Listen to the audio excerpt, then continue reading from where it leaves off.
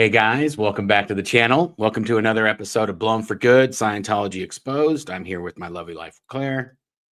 Hi. Thanks for joining us.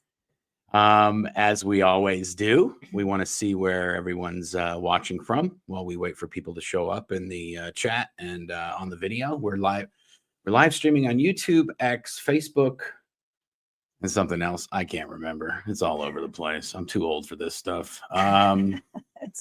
It's been a minute since we've been here, so yes, we've been having a very busy summer. Gretchen Philly, hi everybody, happy Sunday fun day. Greetings from the city of brotherly love most days. Becky, Big Brother fan, counting down for this video. Just finished work and looking forward to it. Thanks for being here, Becky. Mary Kay London, hi from sunny and hot New Mexico. Susan Trigg, Fort Collins, Colorado. Nice. SP Danny, hey friends, joining from Coldwater, Florida. Yeah, we're familiar with that town. Harvey Denton, hello from Birmingham, once home to the worst church of Scientology in the world. Poodlebone from New York City. Jamie Perks, checking in from Southern Utah. Nice. Tim Greenglass, Asheville, North Carolina. Nice. Thomas Rawcamp, hello from Rendsburg, Germany. Nice. Thanks for joining us. Michelle from Central New York. Awesome. Tracy, howdy from Wyoming. Awesome. Sherry, hello from Moorhead, Minnesota. Nice. Sue, hello everyone. Greetings from Syracuse. The city is known for many things, none of which is Cruz's birthplace. There we go. M, hello from Washington State. Thank you for joining us. Manon, good evening from the Netherlands. I was wondering when the Netherlands would show up. It was inevitable. They show up in force, man. Yes, I know. It's awesome. Much appreciated. Lena, hello from Montreal. Michelle, oh wow, Westmoreland here. Nice. Trevanon, good evening from the Netherlands. Betsy Sue, greetings from Cameron, North Carolina, 105 in the shade. Oh, yeah. Everybody get inside. And there's a heat wave going right now in the United States. Dorte, good late evening from Copenhagen, Denmark. Nice. Good evening. Xenoite, howdy y'all. Austin, Texas. It's hot and humid and dreary with overcast. Just Jackshaw 809, hello from Chile, Henderson, Nevada. Chile, wow. Okay then. Peckerdecker, hello from Finsbury Park, London Village. Nice. Wow. Catherine Olson. Oh gosh, here we go. Hi from 71 degrees in Willamette Valley. Saskatchewan. Come on now. Did we have to start off with this already? I love it when there's a word in there Claire knows she's going to mispronounce. It's the best. Hello from Minnesota.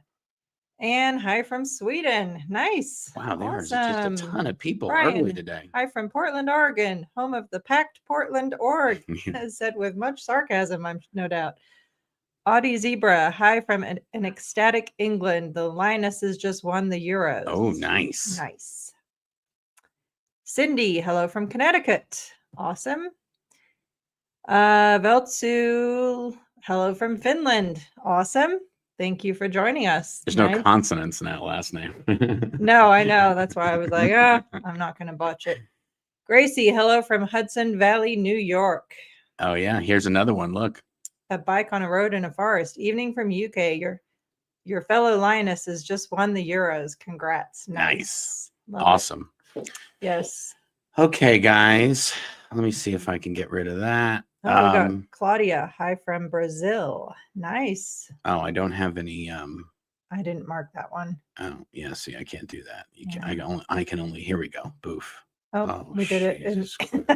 Claudia, hi from Brazil. Come on now, honey. She takes over right when I'm already doing it, and then she takes it down as I put it up. As the saying goes, great minds think alike. Yeah. Jesus. Oh, look. There's a few last ones. Here we go. Okay, Kate Peel, hello from Tempe, Arizona. Nice. Again, one more. Sheppy, hello from Pennsylvania. Nice. There we go. We got it done, honey. There we go. We're going to do something a little different today. Yes. We've covered a lot of documents on this channel, Scientology documents. And this week, I wanted to do something a little different because a lot of people talk about this document, but nobody ever I don't think anybody ever reads it or shows what's in it or the importance of it or the craziness of it. yeah. So Deep dive. yeah. So there's an event that happened in 2004 in East Grinstead in England, where apostate Alex is causing all kinds of trouble. We'll put a link to that. Alex actually got nominated for a social media award. I saw that. And we'll put a link down to that. Make sure you go and vote for Alex Barnes Ross, apostate Alex. But we'll put a link and how to vote for him in there in the description. But this event that took place in 2004, it was called the International Association of Scientologists, or IAS, and it was a freedom medal.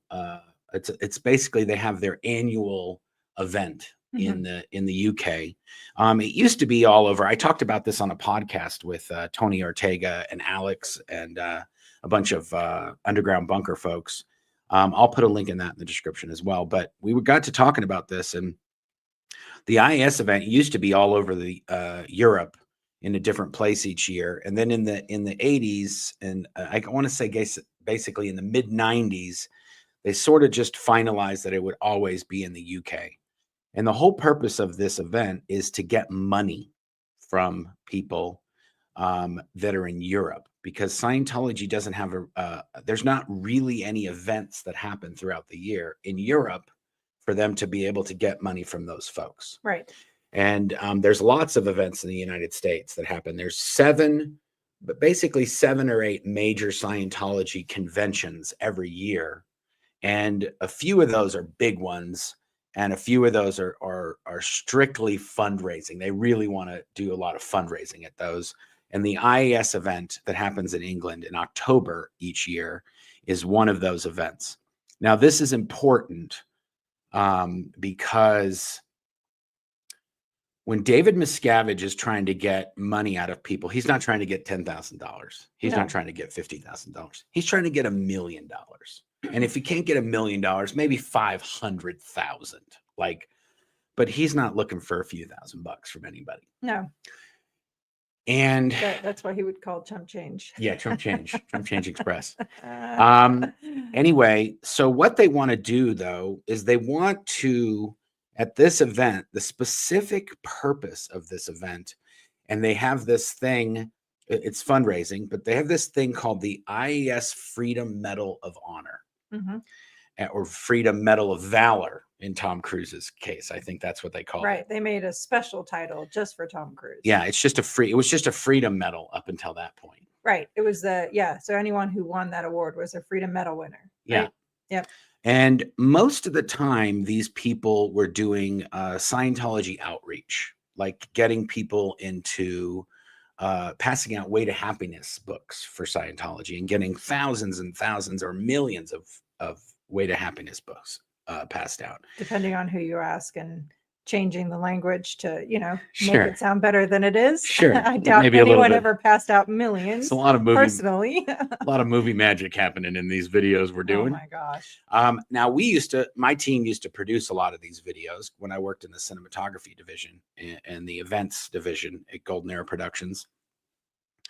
But the main reason for these videos were basically to show other Scientologists how much these Scientologists are doing to shame them into giving money, because they're not going to spend all year passing out Way to Happiness booklets. They're not going to open a drug rehab facility in Russia and then do 10 more and do anti-drug lecture. They're not going to do any of that. But they got a couple of bucks in their pocket. Maybe just give us the money. If you're not going to do all this, just give us some money. The reason I'm setting this backdrop is because they basically are showing these people. Every year there was 3 Freedom Medal winners, and usually there'd be one. Maybe there'd be a anti-psychiatry winner, a Narconon, a drug rehab winner, or Way to Happiness, or Applied Scholastics, which is their education facility. It'd be usually one of those things. Yeah, about Criminon, exactly. The criminal reform, and all of these, Criminon, Narconon, are really just the Narconon program in a drug the purification rundown and some other Scientology courses in a drug rehabilitation setting Yep. or a criminal reform setting. But it's all the same Scientology courses, just repackaged different ways to be it for those specific things. Right. And then applied scholastics is just L. Ron Hubbard's study technology. I use the word technology loosely because that's what they call it. But Not and that we think it has anything to do with technology. no, It is strange, that use of that word. Yeah. In retrospect. And the only reason I bring that up is because that's also setting us up for a bunch of stuff that we're going to read. Yes. Anyway, so that you have these people that are being invited to this event, and most of the people that are being invited and they're going to travel to this event have got a few bucks. You're not flying from Italy or Spain or Copenhagen to go into the middle of nowhere in England to hang out for 3 or 4 days. Right. Unless you got some Though they money. do bus in people to inflate the attendance numbers. They do, but this is how the event goes. The first night is the event. Yep. Okay. And they might have some other ancillary events kind of in and around this first event, but they have the first event. And then I'm going to Mark's camera for this. They have the first event, which is the IES event. And that's where they give out these Freedom Medal Awards. And then the next day is an event called the Patrons Ball. Mm-hmm. And the patrons, those are people who have at least given $50,000. It used to be 40,000. I think they upped it to 50,000. But that's how you become a patron, right? It's 50,000. Yeah, I don't know. Used to be 50,000. Last I knew, yes, they keep moving the bar. Yeah, it used to be 50,000, and when you give them 50,000, you become a patron. And when you become a patron of the IAS, the International Association of Scientology, then you're allowed to attend the patron ball. Mm-hmm. And the patron ball's got all the celebrities and all the Jenna Elfmans and the Bodie Elfmans and the Danny Mastersons and the whoever is a celebrity is there, and usually the rich Scientologists are obviously there. Yeah. And it's like a networking group, and you can hang out with the big guns, and then at this event they get pressured to give more. Everybody, if you're there, you're giving money. You're not going there without knowing I'm going to get hit up for some dough. Yep. Okay, so, and they get you all riled up the night before with all this awesome things that Scientology's doing. And this is what Tom Cruise is doing. And he did this and he did that. And then it's sort of like, that's the setup for this video that Tom Cruise is in, where there's a video, it came out after this event. And it's basically, the video shows David Miscavige talking about Tom Cruise a little bit, introing the video. And then they made this video, which is the Freedom Medal video, but just for Tom Cruise. Right. Now, this year, we shot 3 other videos. We were still there when this happened. Right. We were in Scientology when this happened in 2004. And there was actually 3 medal winners that we shot. They did all their stuff. We shot the videos, and those videos were going to be at the event. And then sort of a few months leading up to the event, Tom Cruise did a whole bunch of stuff with the Ideal Org program with David Miscavige. They're doing all kinds of stuff. He went to the grand opening of an applied scholastics facility in, I want to say it was in Kansas. It's in the Midwest somewhere. Yeah. Scientology applied scholastic, like a teacher training center where they would teach educators about Scientology's study technology. And hadn't he also gone to the Madrid Ideal Org opening that same year? Yes. Yeah. And he did. He went to the which was one of the first. Yeah. And that's another, I don't even know. Maybe we'll get into that for a second. So Tom Cruise actually changed a lot about how Scientology operated during the 2000s, and that kind of morphed into what it is today. Right. Where they used to just have Scientology organizations in strip malls, little podunk little places, and it'd be next to between the dog groomer and the spa, the tanning salon or whatever, or the and brewery or whatever. yeah, and then there's a Scientology organization in Unit 3, and they'd have a little Right. course room, and sometimes they even have a sauna in the back, and in a strip mall place. Yep, completely. Well, Tom Cruise is shooting movies all over, and now he's really in the early 2000s. He is really getting into Scientology. He's jumping on couches, Yeah. all that nonsense. And he is going Xenu crazy for Mhm. Scientology. Yeah, really good look for Scientology. Good job, David. His space cooties are all in a flutter. And anyway, so he is telling David Miscavige, man, I'm shooting a movie and I want to bring some of the people by for the movie, but your organizations are in between the dog groomer and the tanning salon. I can't bring them there. No. You guys. And let's call a spade a spade. They're complete shitholes. 100 carpet ruts down the middle of the hallway, all that good stuff. Smoke stains on the ceiling. Oh, yeah. People were smoking in these places full time. Scientologists and Sea Org members, they love them some cigarettes. Mm-hmm.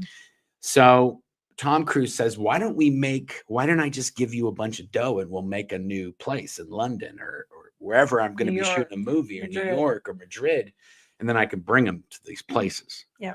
Well, L. Ron Hubbard very clearly laid out in policies what's called an HCOPL, a Hubbard Communications Office policy letter, that said we don't do that. We don't buy big old buildings and spend a lot on quarters, because that's not what people are here for. Mm-hmm. They're here for the Scientology. Yep.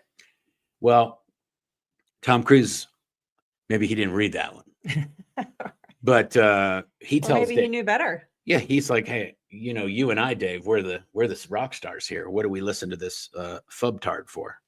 Okay, so he tells Dave, we got to spruce these places up. If you want me to be bringing Steven Spielberg in here while we're shooting War of the Worlds, you got to big it. It's got to be something better than this. Yep. And so that is actually how the Ideal Org, Scientology Ideal Org program was born.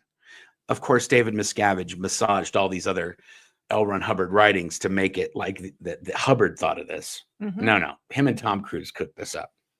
Okay. So they're doing that. They open Madrid, they open New York, and they open London, because those are all places where Tom Cruise is going to be shooting a movie where he wants to bring somebody by. Mm-hmm. And I think actually the Spain one was I want to say there was a Penelope Cruz connection to that one, because he was spending a lot of time over there, and by the time the org was done, I don't even think him and Penelope were even together anymore. I don't think so. Or they broke up shortly thereafter, or some nonsense like that. Yeah. Okay. So that's that. I'm trying to think if there's anything else I need to set up for this. You got the IS event. You're trying to get some money out of these guys.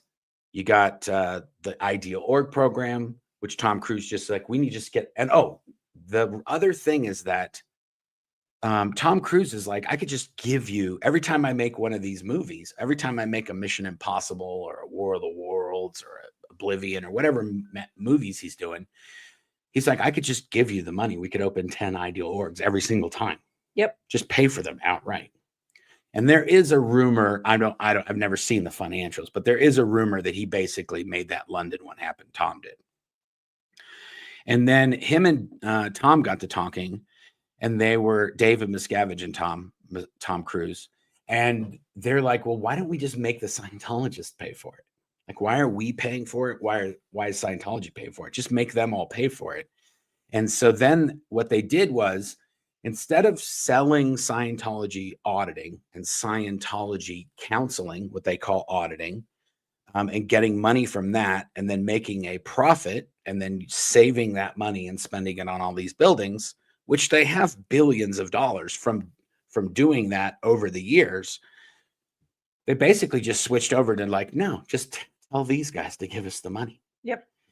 And the breakdown there is that nobody wants to do that. And up until then, I mean, I remember when in the late 80s, we were doing some stuff with Kirstie Alley, and she gave $300,000 to Narconon for the Narconon Chalaco drug rehabilitation Right. facility in Oklahoma. And up until that point, that was the biggest, there was no bigger donation than 300,000. 300K from Kirstie Alley. That was a lot of dough. Oh, my light went out. Oh, shoot. I broke the light, You and did? I had to put a battery on it. Shoot. Oh, that's a bummer. We got problems here, folks. Dead power supply. Okay. Yeah, so 300K was a ton of dough. Yeah.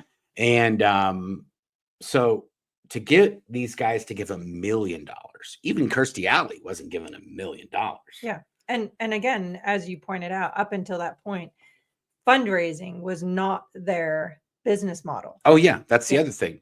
Hubbard said you don't do fundraising. He actually said the only thing you want to take in money for is courses or counseling. That's it. You're not taking in money just for nothing. That's in Scientology, in Hubbard's eyes, that's what's called out exchange. Exactly. You're giving something and you're getting nothing. That's called out exchange. So Hubbard was specifically had outlawed and said, you cannot do this. This will get us into trouble if you do fundraising. Yep. So he prohibited. So of course, David Miscavige figured out a way to caress something, or they just don't mention that. Right. They Exactly. just say, hey, we're just going to get money from you guys. I mean, he died. Hubbard died in 1986. So what's he going to do? Yeah. Papa's gone. We can do whatever we want now. Mm-hmm. So I think that sets it up pretty good. They switched over from this business model of delivering Scientology courses, like how to become a counselor and getting counseling, or auditing, as they call it in Scientology. And they switched over to just getting in straight donations. Yep. And then also specifically getting in donations for the IAS and getting in donations to build their organizations. Yep. Even though Scientology could probably very well, all of these organizations that are not ideal organizations and they need a new building and it needs to be renovated, Scientology could just pay for all that. No problem. They could do it right now with all the money they could have. All the organizations could be done. But there is one bottleneck, and that is everything has to go through David Miscavige. For any single organization that gets done, David Miscavige has to approve the space plan. He has to approve the carpet and the design and the tchotchkes that go in the course room, and that all has to go through him. And I think that truly is the bottleneck of why they don't do more of these, because they have the money. Yep. But they're also trying to get the Scientologists to pay for it. So those could be the two main bottlenecks. Well, the other factor is, yes, they have the money in reserves to pay for that. But I think most every executive in Scientology, especially David Miscavige, his statistic is money in reserves. That's right. So if they spend all the money, his statistic will be down, and can't have that. That's a good point Claire brings up, is that David Miscavige, every Sea Org member and Scientologist, it's an employee or a staff member, they have what's called a statistic, and their success or failure is tied to this statistic. If the graph has a certain trend, then they're in affluence, or they're in power, or they're in normal, or whatever. But if it's down, they're in emergency or danger, or much worse, or non-existence. Anyway, so David Miscavige's personal statistic is it Sea Org reserves, or is it Scientology reserves? I think it's Sea Org reserves. I think Sea Org reserves. Yeah. Okay. And of course, that doesn't count the reserves that the IAS have. That's what I'm saying. That's why I think it's just Sea Org reserves. The other thing to note is that the IAS has a policy that they never spend the principal. So if they get in $1 million, they're not allowed to spend that $1 million. Right. They're only allowed to spend the interest that the $1 million creates. Mm-hmm. And so that's probably up to several hundred million, if not $1 billion, in IAS. And they're only spending the interest. They never are allowed to spend the principal. This is key to know. Okay, so what's this policy we're going to do? It's called Keeping Scientology Working. And this policy is a policy that Tom Cruise, I put a link in the description to this, but there's this turtleneck video of him yapping in the video that they made. Oh, shoot, I forgot about tell you about the other two videos. I'll tell you about the other two videos real quick. It's not going to take forever to read this video, this policy letter. So there were two videos that were made that were the predecessors to the video which you can actually see on the interwebs. And the first video was shot by, I want to say, Larry Jacobs. Yep. Okay, so there was a photographer, a videographer, a video team called a guy named Larry Jacobs. Larry Jacobs had shot, I want to say he probably shot 50% of all the IS medal winner videos for years. He was one of the guys. It was him and a guy named Frank Fenn. They were the two video team leaders, and they produced almost all of these Freedom Medal winner videos for years. Yeah, they were gone from the base most of the time, traveling all over the world to shoot those videos. Yeah, and they shot other videos as well, but that was the main videos that these two guys did. Yep. And so the first idea was that we're going to interview Steven Spielberg's and Will Smith's and anybody who's worked with Tom Cruise, and we're going to get them to tell us how awesome Tom Cruise is. Yes. So they shoot this video, and this video is being edited. And then David Miscavige sees it, and he's like, why are you asking celebrities about Tom Cruise? Nobody gives a shit about these guys. They're not Scientologists. Yep. And so then I think Larry Jacobs, he flies the coop. He blows. He escapes. Yep. They get him back, and he went to the RPF, and I don't think we ever saw him ever again. Next time I saw him was 10 years later, and he had white hair. Wow. That's a fact. Okay, there you go. Okay, second video. The second video is shot by a gal named Sadie. And Sadie worked for me for many, many years as the assistant cameraman. Yes. And she was on the film team. Well, she became a video team member. I don't remember why, but she really wanted to direct and act and do everything, but she wanted to direct and shoot one of these videos. And so her video was celebrities again, but it was Scientology celebrities. So they shot the Elfmans, Bodie and Jenna Elfman, Kirstie Alley, Erica Christensen. Danny Masterson. They shoot all the celebrities in Scientology. And again, they're editing it, or David Miscavige catches wind of it. He's like, why are you shooting Scientology celebrities? Yeah. These guys. David Miscavige had nothing nice to say about majority of those recordings. Yeah, he's like, what has Jenna Elfman ever done for Scientology? What has Michael Pena ever done for Scientology? These celebrities in Scientology, they do nothing for Scientology. Yep. They're useless, and they're certainly not buying and paying for ideal organizations. So that video gets scrapped. And then eventually Sadie also leaves the Sea organization. And I've talked about this before. I mean, it is what it is. Sadie always wanted to be an actress and do all these things. And that career opportunity was stolen by her being in the Sea organization for 30 years. Yeah. So when she left, she did all those things. And if you want to Google, just say depends ad Sadie. That's all you need to search for. And you can see Sadie. It is actually Sadie. The name of the ad is called Depends Sadie. But her and her husband Axel, who used to be a lighting technician, are in this commercial. I think it might even be their kid in the commercial. But she's running around. She's at the park. She's doing all sorts of activities. She got nothing to worry about because she's got her Depends on.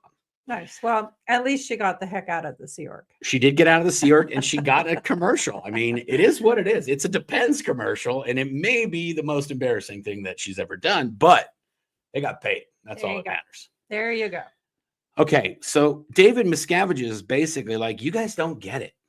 Tom Cruise is on another level of levels. He creates realities. And he created this reality of Tom Cruise is the best and baddest Scientologist in the world. I think Miscavige believed that Tom Cruise was the second most ethical being on the planet. 100%. He told us. I know, of course. Every Sea Org member had to call Mr. Cruise sir, and if they did not, they went to the Rehabilitation Project Force.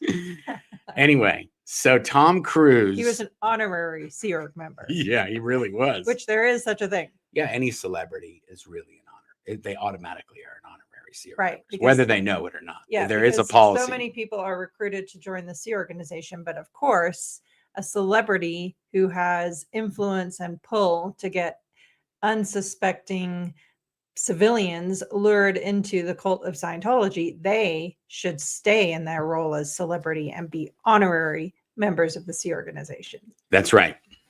Okay, so David Miscavige is basically like, you guys don't understand. Tom Cruise is basically the next most dedicated Scientologist besides myself. Yes. David Miscavige. Yes. So he's like, I don't care what Steven Spielberg thinks about Tom Cruise. I don't care what Erica Christensen or Michael Pena care about Tom Cruise. The only person who knows how awesome Tom Cruise is Tom Cruise. He's the only person that can accurately tell you how awesome Tom Cruise is. Nothing says humble pie better than that, huh? So this video, I want to say it was shot by the main cameraman for the film team. His name was John Gonzalez. Yep. He was the cameraman. And I want to say Seth Price or another sound guy was there. And then I think maybe one lighting person. And that was it, really. Maybe in makeup, I think maybe Sarnie or Sarnie Wiley or Samantha Brown, Samantha Silcock, Samantha Mayfield, whatever her current name is. She married Mayfield? I think so. Damn. I can't remember. Okay, Somebody, whatever. Yeah. Was it? Anyway, I don't know. There's a lot of multiple marriage gals there. Anyway, they shoot this video and it's just Tom and them. And then they just roll on Tom, and Tom just tells whatever he wants to talk about how awesome Tom is and how he feels. Well, in this video, he talks about this policy letter. And this is key because Tom Cruise is basically telling, he knows what this video is. He's going to get an award for a Freedom Medal. And the people that are going to watch this are rich Scientologists. Right. So you have to think about that. If you go and watch the video, link in the description. If you go and watch this Tom Cruise winner video, you've got to think about the people that he's talking to are rich Scientologists that David Miscavige is trying to get a few $1 million out of each of them. Yes. They're not going to become a movie star. They're not going to talk about Scientology with Oprah and Matt Lauer and all these. No, they're just going to give a bunch of money because they're not going to do any of that. Right. Okay. So the reason why I wanted to talk about this is so you can see how Tom Cruise and basically David Miscavige custom modified Scientology for Tom Cruise, but Tom Cruise helped him do that. Right. By saying, listen, I know you're going to give me this award. I'm going to talk about all this stuff. And guess who's going to edit this video? It ain't going to be the editing people. It's going to be David Miscavige. The video, I know it seems sort of chopped up and abrupt and the cuts are weird and all that. This video was massaged and micro edited by David Miscavige for days and days and days. He got a transcript of the entire footage that was shot with Tom Cruise. And he literally just highlighted the words that he wanted said. And they just cut that in to a video and they moved it all around. Yeah. So it would basically be like, and you when you listen to the video, he says, you're either in it or you're out. You're either in the game or you're out of the stadium or, whatever he says in there. And he is basically telling these millionaire Scientologists, you're not doing shit right now. Right. I'm doing this. I'm shooting movies. I'm doing this. And I did all this Scientology nonsense on top of being Tom Cruise, stud muffin #1. Which, by the way, is exactly the same narrative that David Miscavige carried to all of management. I'm doing everything, and you guys are schmuckos. But you reminded me, David Miscavige even recorded all the VOs exactly how it wanted to be said, and then had them recorded to match to Jeff Every Pomerantz. word and inflection and everything. You're Yes. right. In the video, so David Miscavige gets up and says, I want to introduce you to somebody who is just only 2 inches taller than me, but very awesome, maybe almost as awesome as me, the most dedicated Scientologist. And then there is a small little video section, which is just footage. And there's a voiceover, a VO over that section of the video. And it's a guy named Jeff Pomerantz. And he has been a Scientology event video narrator for decades. And he goes, join us now for the Shrine Auditorium. What's the name of the guy that does it for UFC? Bill Buffer. Yeah, so he's like that guy for Scientology, right? Is it Bill Buffer or? I don't know. Sorry, I didn't mean to throw a wrench in the works. Yeah, but why are you doing that? He's that guy. Bruce Buffer. There you go. Bill, See? I think Bill is his brother that does boxing. It's the closest example to what Scientology events are like. That's all. Yeah, join us now. Yes, and he does hang on that last word. At the International Association of Scientologists. Anyway, I should have been on me for that, but I wasn't. Should have. Anyway, gosh, it was a lot of face contorting to do that. Anyway, so David Miscavige introduces him, and then Jeff Pomerantz does that VO, and David Miscavige legitimately recorded Jeff Pomerantz's entire voiceover track, and Jeff Pomerantz had to match that exactly with the inflection of the words. And that's how much, when I tell people David Miscavige micromanages this, right? That's the level of micromanaging. David Miscavige recorded the voiceover in a studio or recorded it, and then they had to play it for the voiceover artist so that he would match that exactly. Right. Because Jeff, there's nothing that happens in Scientology without David Miscavige's direction, approval, knowledge of, and involvement in. That's fair to say. Yeah.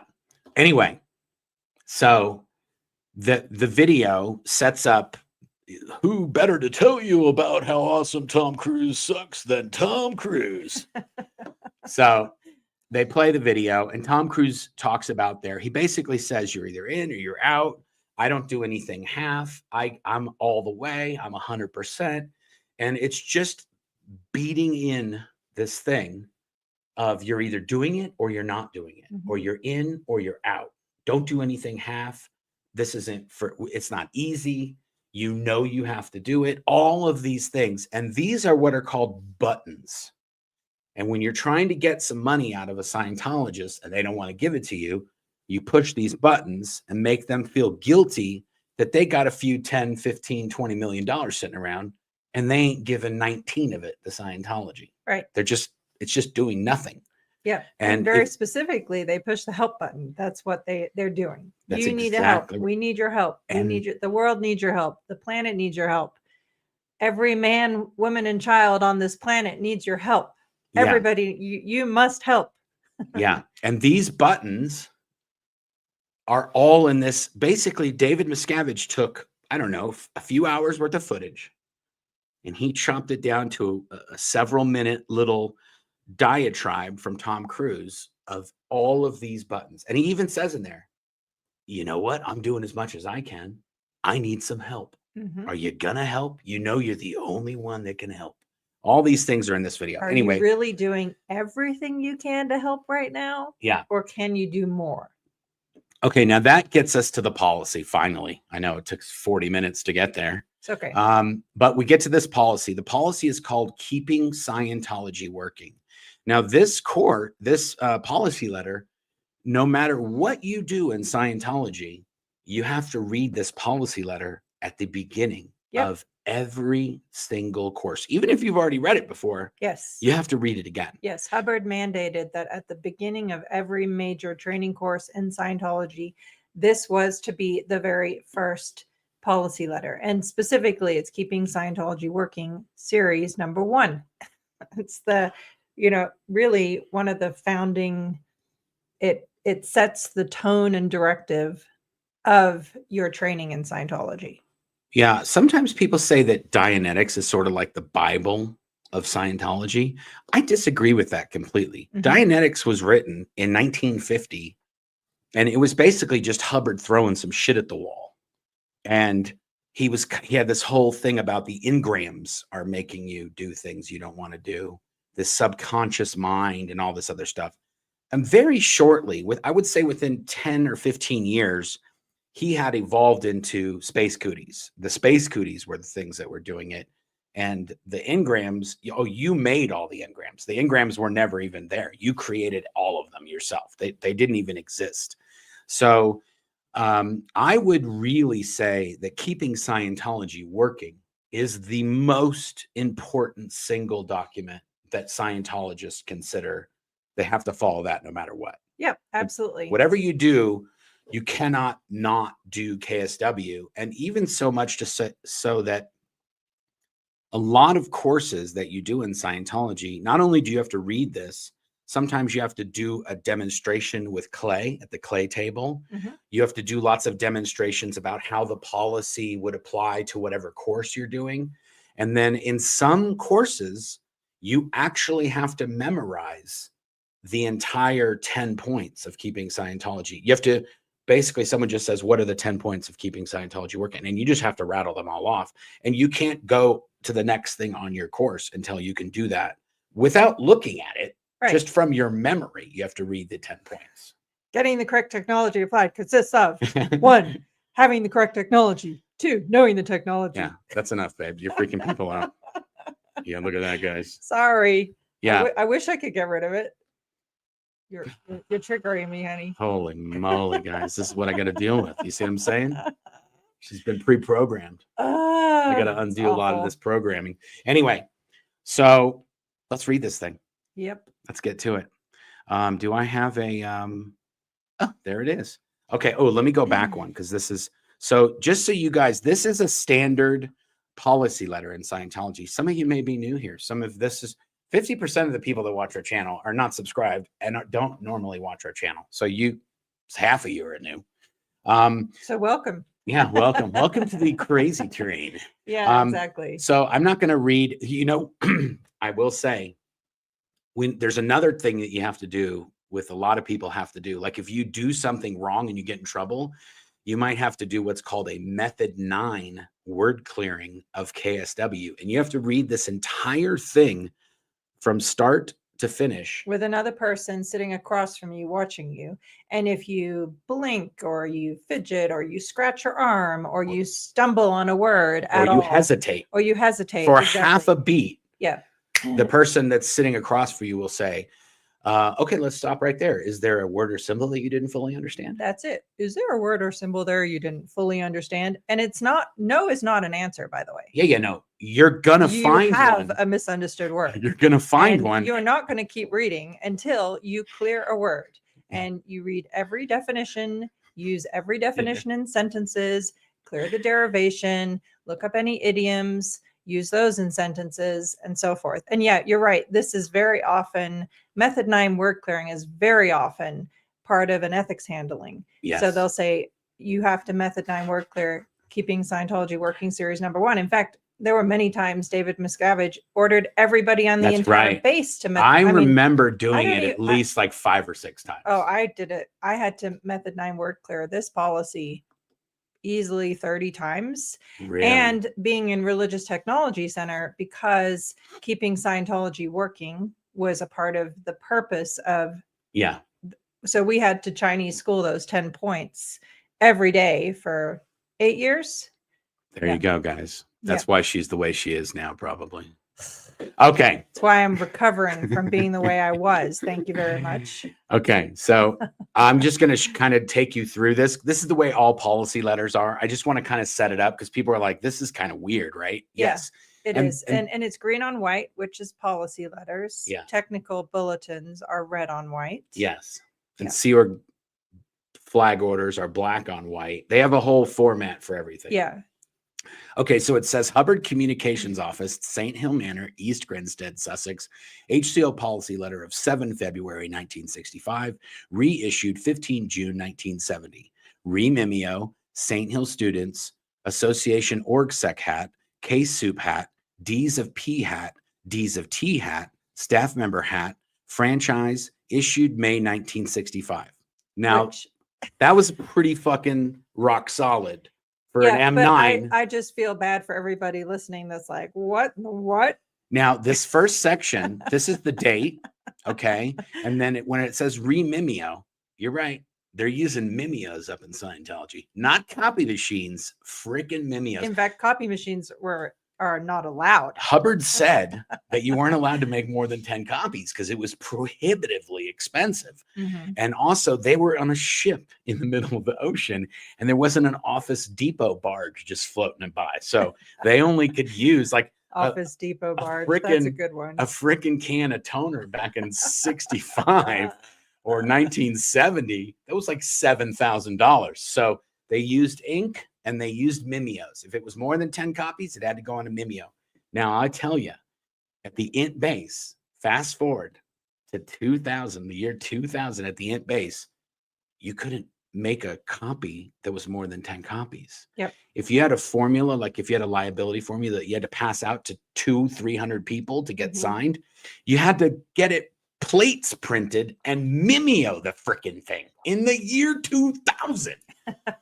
Okay, so this just means that this is just the distribution of this policy letter, which is sort of a moot point at this point, because it basically every single Scientologist everywhere has to read it on every single course, regardless of what this says. And that's basically why it says St. Hill students. That's how it essentially got onto the courses. And then somewhere along the line, Hubbard just said, you got to do this as part of every course. Yep. So really it's just those are all just titles in organizations, and even franchise is not used anymore. Yeah, It's that's like missions. what a mission is called now. Like beginning introduction, Yeah, where that's you the other first thing. get into Scientology. Scientology evolves over the years, but the policy letters don't. So even though those things aren't called that anymore, and there's another policy letter that says, we're not calling these franchises anymore, we're calling them missions.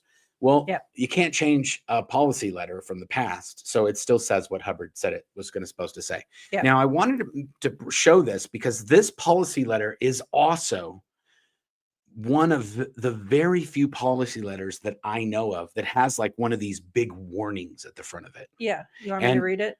Yeah, you can read this one, Okay. babe. Good job. Here we go. Let's see. All If she flunks, if she stumbles or does anything that should be a flunk, I'm going to actually stop her and flunk her in the middle of it. Let's see. Let's see how she does. So lovely. Note, neglect of this policy letter has caused great hardship on staffs, has cost countless millions, and made it necessary in 1970 to engage in an all-out international effort to restore basic Scientology over the world.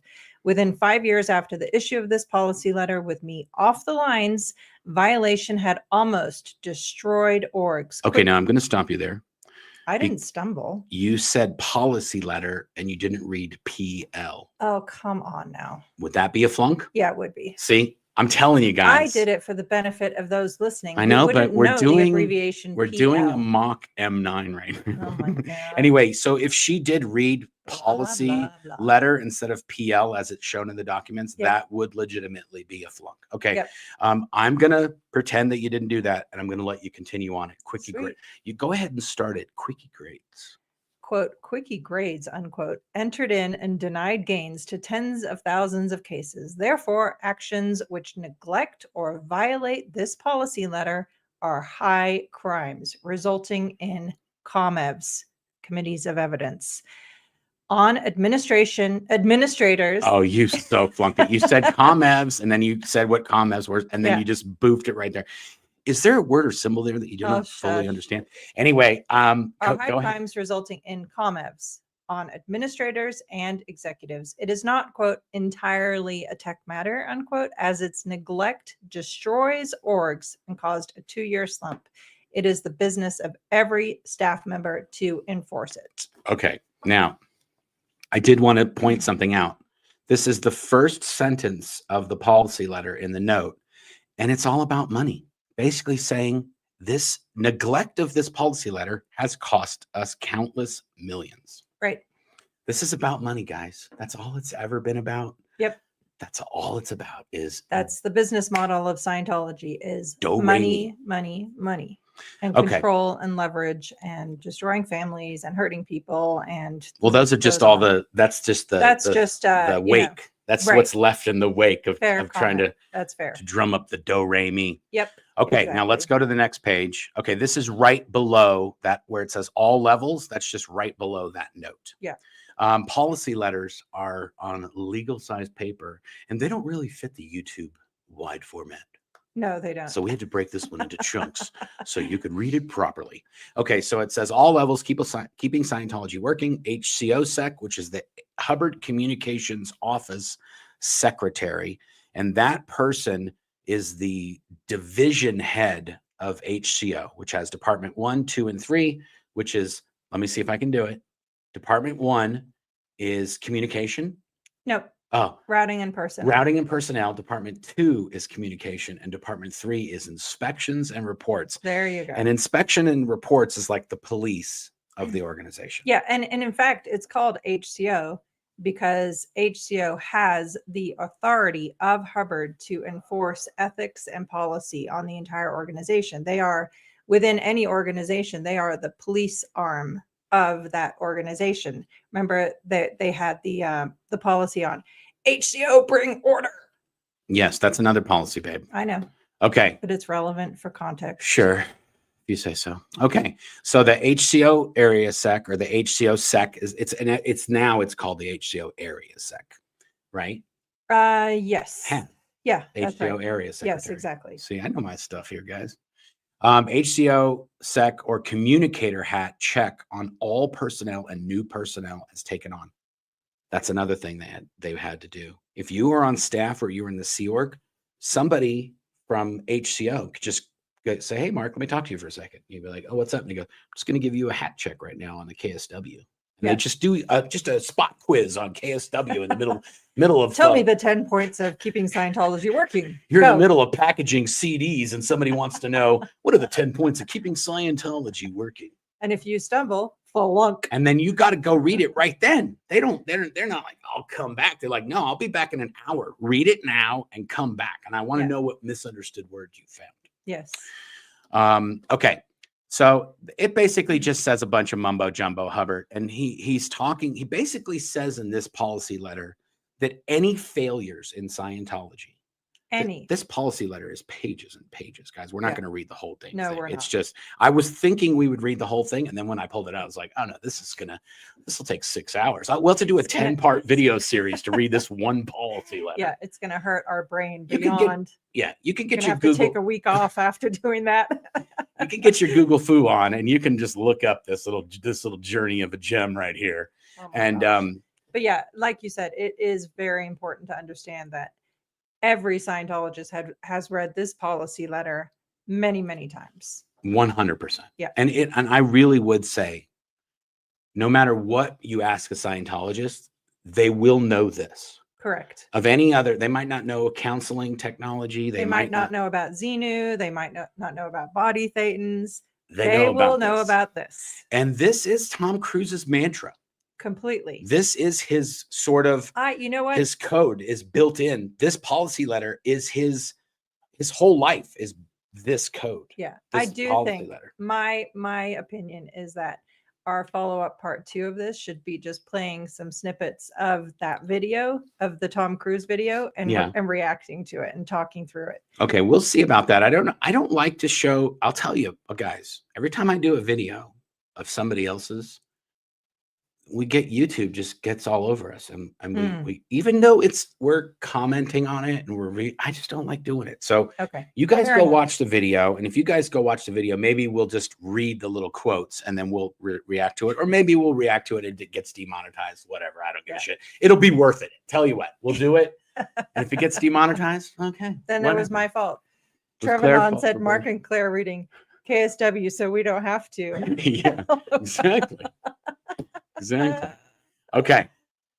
Okay. So basically the whole policy letter is Hubbard talking about other religions, governments, capitalism, communism, socialism, how all that never works because they don't have the correct technology. Right. And when you hear Scientologists talking about technology, study technology, humanitarian technology, drug rehabilitation technology. It's from this. This is where this has been crammed in. I will say there are a few choice sentences in this policy letter that talk about, for example, the whole agonized future of this planet. Every man, woman, and child depend on what you do here and now with and in Scientology. I mean, it's insanity. Yeah, it's insanity that you basically read that entire thing perfectly verbatim. And like I said, I wish I could undo it, but I can't. Okay. That's we're gonna get to the juicy bit. Yeah, let's get to the juicy bit. These are the 10 points of Scientology. And see, I even had the beginning sentence correct. Getting the correct technology applied consists of 1, having the correct technology. So of course, Hubbard gave Scientologists. I don't want to say us because that's he didn't give it to us. He didn't give it to us. And we didn't take it. So gave Scientology, he gave Scientologists the correct technology, the one and only technology. Whenever he says technology, just replace that with Scientology. That's basically what it is. So having the correct technology, yes, Scientology. 2, knowing the technology, knowing Scientology. 3, knowing it is correct. Yes, Scientology is correct. Meaning never questioning it, never having a critical thought, never violating any of the rules, never talking bad about anyone. Well, no, no. That's as we go down, you'll see basically you're getting brainwashed. You have to have the technology, then you have to know it, then you have to know that it is correct. Yes. Then you have to teach correctly the correct technology, right? Which is now you have to proselytize it to other people. But that's now bringing it in to the organization and how they study it and how they train other people on how to do it. And then 5, applying the technology. So if you know that Scientology is the best thing since sliced bread, but you're not doing it, then that means you're not applying Scientology to your life. Like if you have a failing business, it's like, hey, what's wrong with you? You have all the technology to have a successful business. You're not doing that. You're out KSW. Yeah, you're supposed to be giving us $1 million and you don't even have a pot to piss in right now. You got to get your shit together. Yep. Let's get on it.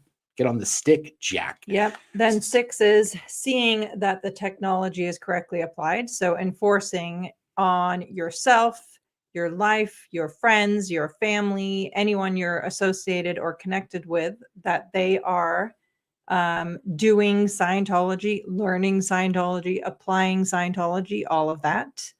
Yep. 7, hammering out of existence incorrect technology. That's right. Now that is anything that is not Scientology. Yes. People have to understand that. So when Tom Cruise is talking shit about psychiatrists, it's because that is incorrect technology. Right. And anything that is not Scientology based is incorrect. Yeah. Technology. Or even doing something not exactly as it's written in the policy, then you're squirreling. That's right. So you're out KSW. If the policy letter says your daughter is an SP because she's connected to her mom that's an SP, you've got to disconnect. Right. You cannot not do that. Even though if you're Tom Cruise, you could get away with doing that, but you're the only one that can truly help, and you've got to apply KSW. So you got to get rid of those SP family members. Yep. Okay, what's the last ones? You were on hammering, I think. Okay, 8, knocking out incorrect applications. 9, closing the door on any possibility of incorrect technology. 10, closing the door on incorrect application. Okay, so now if you are a Scientologist and you do Scientology in an aberrated or way other than the policy letters or the HCO bulletins dictate, then you are applying it incorrectly, incorrect application of Scientology. And also because you're not doing it right, that's also incorrect. It's incorrectly. So it's an incorrect technology. Right. So, or if it's not getting the expected result, that's right. Also an example. And people who do that are in 2 categories. They're called squirrels Hubbard actually, if you alter or do Scientology in a way that is not on policy or as Hubbard dictated, they call that squirreling.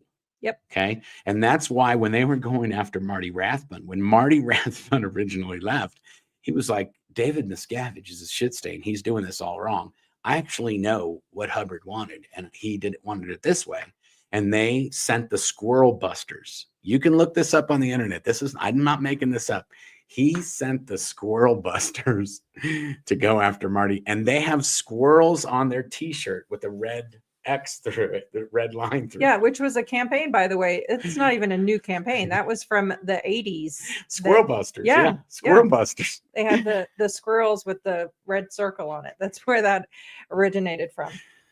Can't make this stuff up, guys. Come on. Can't. Oh my gosh. Okay, so this policy letter, this is Tom Cruise's Bible. Mhm. If anybody wants to know what's going through that dude's head, there are at least 10 points of keeping Scientology working. And if you watch the video, the turtleneck video, he actually talks about KSW at least once or twice in the video. He says, it's like KSW. You're doing it or you're not. And there is actually the funniest video. I can't remember who it was. I think it was Jerry O'Connell, a comedic actor. Yeah. He did a spoof video. There was a lot of spoof videos. Yeah. We should do a video about the spoof videos. Yes. Some of the spoof videos are amazing. But for sure. Jerry O'Connell, he's like, it's like KFC. You got to get a bucket, you got to get the family meal, Anyway, there's a whole bunch of them. And also he's like, you create your own realities. There's one of the guys who did it. It was for a movie called The Fly. I can't remember. It was like a fake ad that they did for this movie. Yeah. And the guy goes, I could create planets. I've eaten planets. I've had planets. Don't for forget dinner. the other part of that Tom Cruise video that was so outrageous, and that the public, people in general were like, "What the heck, crazy town is this?" Yeah. It was the whole thing about if there's an accident. Yeah, you're the only one that can really help. You're the only person that can help, and people are like, What about paramedics? Like, yeah, they're like, what about the ambulance? They can't freaking help. They gotta put you on a stretcher. You're the only person that can help, really? Are you sure about that? It was the best. What's wrong with you? So the fallout from this video basically created Anonymous going after Scientology. That's what created that whole movement, was this one video being taken off the internet, which it didn't even get taken off the internet. I think Mark Bunker took it down because he had to change something, and then Anonymous went wild. Yeah. Anyway, it's Jerry O'Connell. I saw somebody in there said Jeremy. It's Jerry O'Connell. I think he even has. I think he's still doing stuff. I think we can take that policy down now, by the way. You think so? Yeah. Okay, gosh. Sick of looking Golly gee willikers, Batman. Sorry. Anyway, I wanted to let you guys know the backstory behind that Tom Cruise turtleneck video. Mm-hmm. Also, this year, 2004, in July, I don't think people know this either. In July, it was July because Tom Cruise's birthday is in July. Yeah. Scientology threw a $300,000 to $500,000 birthday party. It cost Scientology $500,000 to throw a birthday party for Tom Cruise on this cruise ship called the Freewinds, and it was more like a boat. Yeah, it's 300 not people. Yeah, I mean, we've been on cruises, and when the cruise ship, a real cruise ship, pulls up against the Freewinds, it might as well be a tugboat. Right. But they threw a party for him, and there's a video of him at this party dancing and singing and all that got leaked on the internet. I don't know. And then there's a video that's on our channel, which you can look up, which is where Tom Cruise and David Miscavige, it's right after he just did, you got that old time rock and roll. Yep. Tom Cruise did a whole dance set, did the splits, mid-dance, did all this stuff. Right after that birthday party, they went backstage to the green room, and there's a video on our channel. Right when they get back there, they're giving Tom a standing ovation and applauding him for him having his birthday party there. And that he did the most amazing performance in the world by singing the old time rock and roll. Anyway, Yep. you can look up that. We'll put that in the link as well. But that birthday party happened just a few months before the turtleneck video and this. So Dave and Tom in 2004, they were on a year-long bromance because Dave was going to. That's why David Miscavige had to find him a wife to a girlfriend. Gently break it Let's off. take it easy. They wanted to find him a girlfriend first. Sure. That is when he was at the IAS event, he was still with Nazanin Bonatti. He was still with her when they did in October, and by December, January, they were already working on Katie Holmes. Yeah. But there was a different lady in the audience, I thought, with him for at the actual event. Yes. With Nas was right before that, though. Yes, that's right, in October. But for the event, I think it was a Yolanda Yacara. I can't remember her name. Yeah. Anyway, it was some other Spanish, because now he was doing some stuff in Spain. And then before that was Penelope, blah, blah, blah, blah. But for this year, 2004 and 2005 were like serious bromance, like for sure going to Real Madrid games and hanging out with David Beckham and Tom Cruise in the stands with him and Connor and the kid, and and Shelley wasn't in a lot of these pictures. Larice was in a bunch, and Shelley was in a few. She was definitely in 2004 still in the picture. Yes, but then in 2005 and in 2006, when these pictures are coming out, Shelley's not in any of them. It's just Larice, his assistant. Yeah. Anyway, we could tell you all kinds of behind the scenes Tom Cruise dirt, but we wanted to tell you why where he gets the Tom Cruise crazy eyes. It's from this policy letter, and this is basically how they got all the. Oh, and by the way, they got millions and millions of dollars from playing this video to the Scientologists. Yes. Because this was one. Tom Cruise had done that Applied Scholastics opening, and that was the only thing he was in, really, where he was a Scientologist talking Scientology. Mm-hmm. And even that that was really meant for the public, for the mass public, so it didn't have a lot of Scientologies in it. Mm-hmm. This video is the very first video that went out to Scientologists where Tom Cruise is speaking Scientologies. Right. And so they were just like, oh, I heard he was a Scientologist, but I never seen him. This is the real deal. Now he's. Oh, and let's not forget the other choice sentence from KSW #1 from this policy letter is the whole thing about turn that wandering gaze into a dedicated glare. Fixed dedicated glare. Only the tigers survive, all of that nonsense. So fanaticism defined is exactly what Keeping Scientology Working series #1 very clearly outlines. Yeah, you got it. Yep. Do we want to do I've been covering my beautiful face up with the microphone. Your flowing mane. Yeah. It's doing good, guys. I mean, I've been getting it trimmed and everything. It's still, I'm going for Santa Claus by December. I think I could pull it off. Yeah. Do we want to do some giveaways? Yeah. And then, well, let's do a giveaway. Then we can go run through some questions. Yeah. And then do one last giveaway. We've been away for a week or two, guys. We were doing vacation stuff. We were work traveling. Stuff. We've been busy little bees. So it's been a very, very busy summer. Throw in a few extra minutes for this one. We'll see what we can do. Yep. What are we doing then? Oh, giveaway. That's what you there it is. There it is. Can I do a draw? Oh, only 85 people, guys. 85 comments. Remember? Oh no, could be more comments, but 85 people.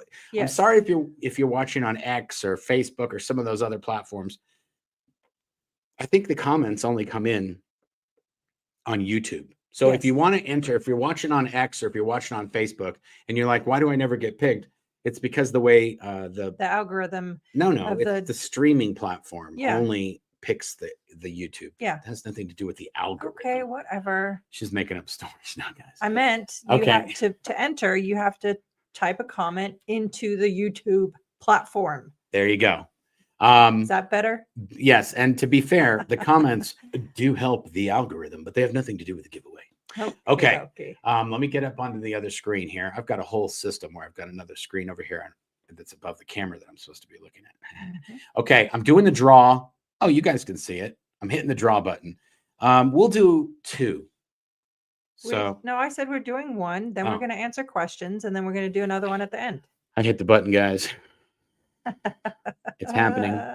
I'm not even going to put Claire's camera on. Oh, thanks a lot. Oh, SP Danny. Oh, Mark Yay. Fisher was this close to He- getting. Mark won a few weeks ago. He did? Yeah, he won the desk Xenu mat? and the body. Oh, good for Thetans him. I didn't desk remember mat. that. Yeah. Yeah. Well, can we show that? There we go, right there. Yeah, there Okay. you go. Well, congratulations, SP Danny. Yes. Let's go here and do Here, this. Look. you gotta let me give SP Danny the spiel. Oh Okay, my but gosh, that's look the at that. Xenu and the body thetans. That's the desk mat. If you want to get one, if you want to pick up one of the Xenu and the body thetans desk mats, it's basically like a 30-inch by 24-inch mouse pad, but it keeps your desk from getting all worn if you work at your desk all day every day.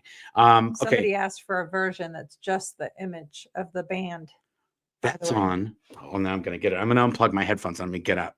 Okay, so SP Danny, congratulations on winning our giveaway. Please send me an email, claire@blownforgood.com, with whatever you would like from either our BFG merch store or the SP shop. And I will send you a giveaway link or mail it to you, whichever works. Okay, I got one of these special jobbies in here. Look at this. This is a Xenu and the Body Thetans concert tee. That's what Xenu looks like, if you didn't know, or what he looks like right now for this piece of merch. Yep. And those are the Body Thetans, his basically his backup band.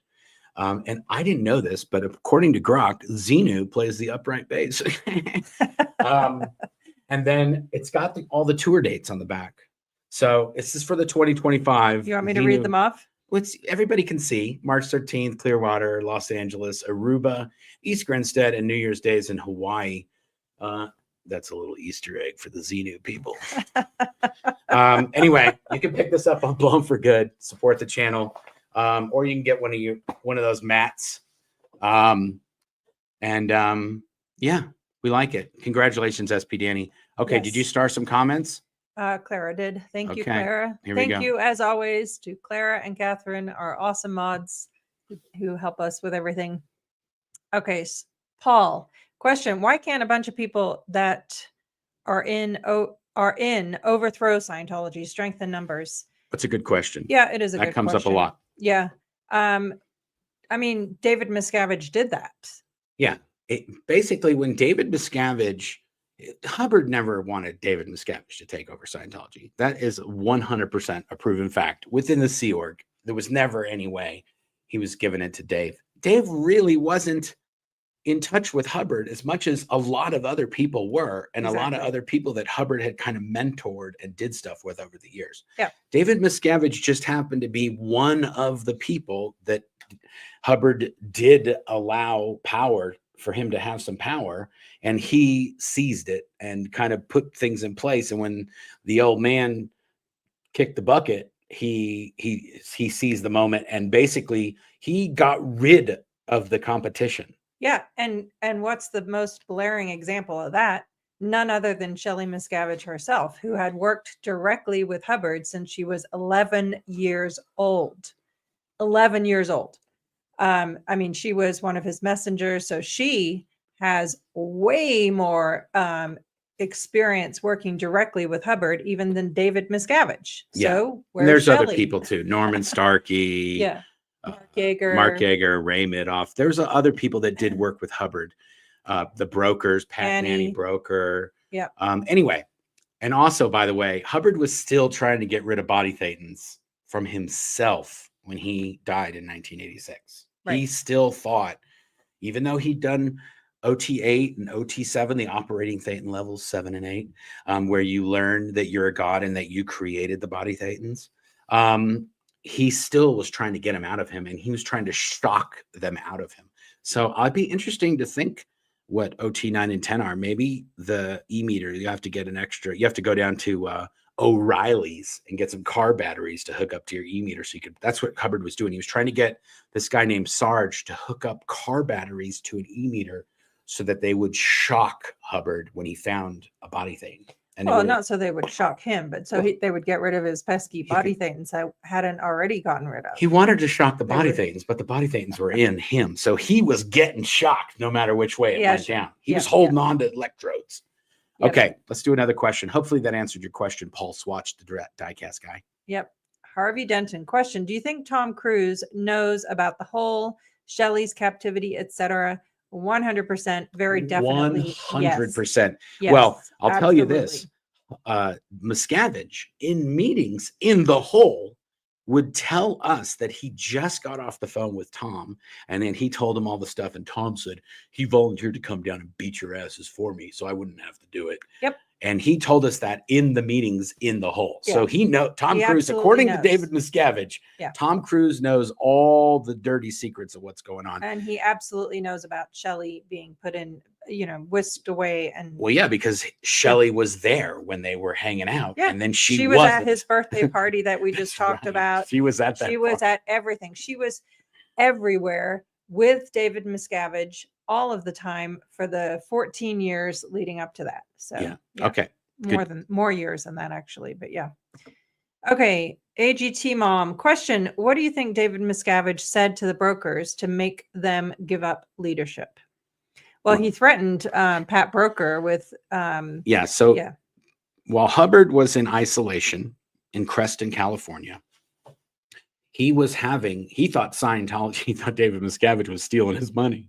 Mm-hmm. And to be fair, David Miscavige did lose 30 million of his money on a bunch of Oklahoma oil wells that were scams and a whole bunch of other stuff. So Hubbard wasn't wrong that Dave was stealing his money. Of course. But he thought Dave was stealing his money or other people, Scientology was stealing his money. And so he had them bringing him banker's boxes chocked full of cash. Yep. And they were bringing him, and in this place in Creston, they started putting him in his bedroom. And then his bedroom was like a hoarder house. But instead of like newspapers and Depends and other stuff, there was just banker's boxes filled with cash. And it was so much that they couldn't even get to his bed anymore. And they said, hey, listen, we got to start putting the dough in the barn because your bedroom's a little full. Mm-hmm. And the story was that when Hubbard died, Dave went to where Hubbard was living, and that's where Pat Broker and Annie were. And then he basically told Pat Broker, I've got you taking cash over more than $10,000 over state lines, which is a federal offense. And so I think this is how the story goes, but in the Sea Org, this is how the story goes. So who knows what the truth is, but that Pat Broker just filled up the back of his truck with banker's boxes and was like, okay, fine. I won't give you any problems if you don't give me any problems. And he just rode off into the sunset. Yeah. And that was the end of Pat Broker. And then Annie tried to escape to go join up with Pat, and she was intercepted and she was brought back. And I think she remarried at least once or twice. Yeah. She married Jim Logan. That's right. But she also married, I guess, Charlie Rush, but that might've been before that. I don't know. Anyway, she was married a couple times, but she then became just Annie Tidman. And she lived at the international base until the end of her life when she passed away from cancer. Yep. Okay. One more question, then we'll do another giveaway. Okay. Well, we can do a few more questions. Oh my goodness. Claire. Lady Jane out. Question. Is this like the 10 Commandments of Scientology? Yes, I would say so. I mean, it's kind of I would say not the 10 Commandments, because the way to happiness is actually like the 10 Commandments. Yeah. It's 21. It's 21 precepts. It's 21, and 10 of them are the same as the 10 Commandments, basically. Do not murder. Don't covet thy neighbor's wife. Don't be promiscuous. Take care of yourself. Yeah. Some of them. Others how you would want them to treat you. Yeah. Don't whatever. We don't have to do all of them. Yeah. Like brush your teeth is one of them. I would say there's multiple commandments in Scientology. Brush your teeth is actually one of the way to happiness precepts. No, it's not. It's take care of yourself. Yeah, but in part of take care of yourself is brush your teeth. Shower. Yeah, take a shower, sleep, brush your teeth. Properly. Hubbard couldn't brush his teeth no matter what. He couldn't even. That dude could have just got some work done. He didn't have to have those rusty chiclets that he was rocking. Okay, thank you for that, Lady Jane out. Okay, Let's find another one. Yes, here we go. Perfect. Becky, Big Brother fan. Question: is all of Scientology technology, quote unquote, just Hubbard's writings? Yes, very definitely. Yeah, Yeah, it is. that's the answer to that It is. question. Anything that Hubbard wrote is technology. That's Yes. basically Scientology technology. Yeah, based on his research. Yeah, based on his research. And also, by the way, he did do research. I know there's a lot of people that are saying he didn't do research. He did do research. He was doing all sorts of funky stuff with God, what's his name? Jack Parsons. Oh yeah. Sure. And they were doing doing rituals and pain drug hypnosis. Aleister Crowley. Yeah, they were following the teachings of Aleister Crowley, and Aleister Crowley didn't want anything to do with Hubbard. He was like, screw that dude. He's a wackadoodle. But he was doing a lot of funky stuff. If you're a Scientologist, read Messiah or Madman. Barefaced Messiah. Yeah, Barefaced Messiah by Russell Miller. Yeah, you will find out that basically Hubbard's technology is he went through other technologies or other thought, forms of thought on different things.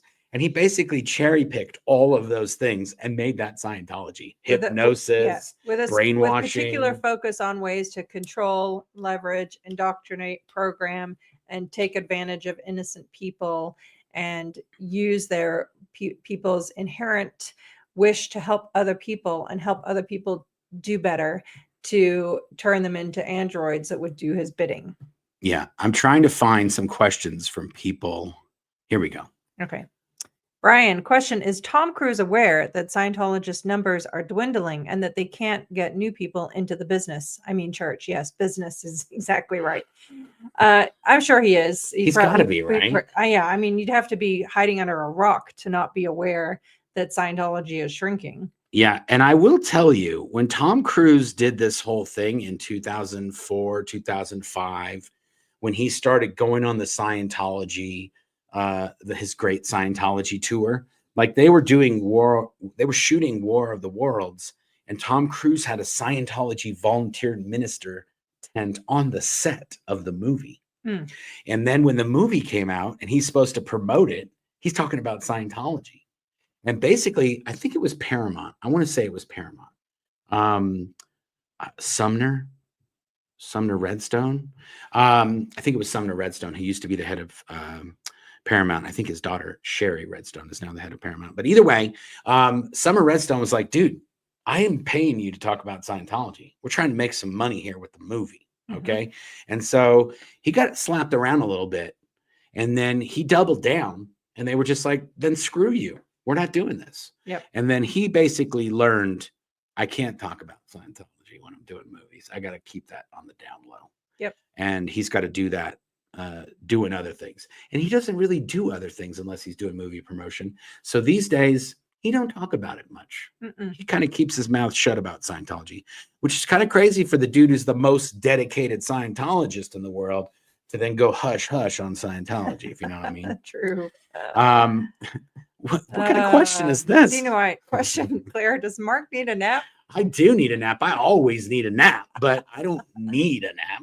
But you know what I mean. Jeez Louise, man. We finally, between work and everything else, we've actually had a really relaxing weekend. Yeah. For the first time in a really long time. Yeah, I'm well rested right now. Okay.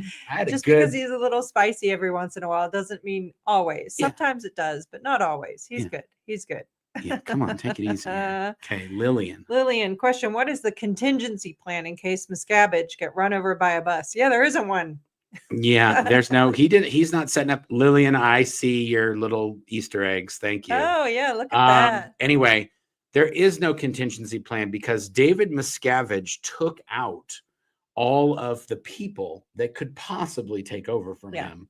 And the people that are left, they all know the dirty deeds about all the other people that are left. Yeah. So he's already kind of poisoned everybody against each other. Yes. And he's siloed so many things. Nobody knows what's in all the silos except for Dave. Right. There's the Church of Spiritual Technology, CST silo. There's the RTC silo. There's the CSI, Church of Scientology International. RTC is Religious Technology Center. That's the Scientology organization that Miscavige is the head of. Yep. He silos the AS Author OSA, Services, OSA. IAS. Yes. Yeah, all these things are siloed. And I don't think there's one single person who knows all of the silos besides David Miscavige. Besides David Miscavige, no, and not even Shelley anymore. Not even Shelley the lawyers. used to.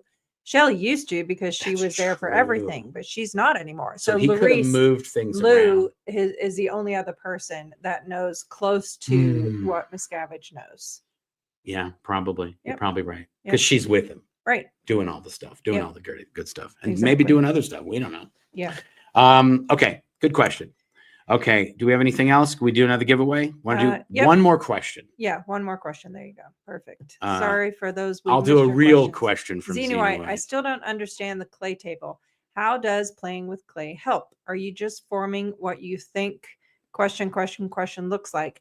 So yes, actually so there's two things in Scientology that use clay. The main one is clay demonstration. And this is linked to the barrier to study that is called lack of mass. So you're supposed to literally, if you're, let's say you're doing a clay demonstration of the misunderstood word. Mm-hmm. So you're going to make a person, and every piece of clay has to be labeled with what it is. You cannot put any of the concept that you're demonstrating in clay on the label. So yeah, you can't write sentences. It just has to say, if you're going to make a cake, you got to make a cake out of clay and you got to put a label on it that says cake. Or if you're showing somebody having a thought, then you have to do a circle in clay and the thought has to be shown in clay. Exactly. Yeah, you can't write a piece of paper and put it in the bubble. You either got to write in the clay, like when you do a clay table. Clay demo. I know, but not to be confused with clay table. Which I know, is a but when you thing. go, but the table that the clay's on, called the clay table. You're right. Anyway, you go to the clay table, and there's all these different colors of clay when you first start out. There's like red and orange and green and blue and red, and it's like the rainbow of fruit flavors. Okay, in clay, and usually there's like a rolling pin and some scissors. And we have to note too, it cannot be Play-Doh. That's strictly forbidden. It has to be and it cannot even be plasticine. That's right. It has to be modeling clay. Yes. That's made for like artists that want to make like a model or a sculpture or something. Yeah, I mean, not like clay that you put in a kiln. Yeah, no, it's modeling clay. Yes, modeling clay. Exactly. But I just want to say this thing, because when the clay table, whenever a new building gets done in Scientology, they get all new clay. Okay, that's just how it is. Yeah, you guys start with new clay. If you got a new building, you got to start with new clay. Yeah.